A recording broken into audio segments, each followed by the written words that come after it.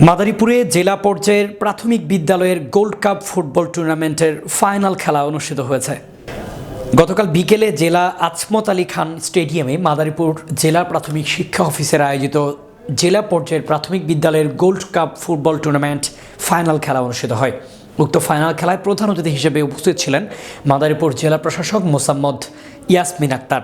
প্রাথমিক বিদ্যালয়ের gold cup football tournament বালক দল লেবুতলী বাজিতপুর সরকারি প্রাথমিক বিদ্যালয়কে 1-0 গোলে হারিয়ে চ্যাম্পিয়ন হওয়ার গৌরব অর্জন করেছে বড় বাহাদুরপুর সরকারি প্রাথমিক বিদ্যালয়।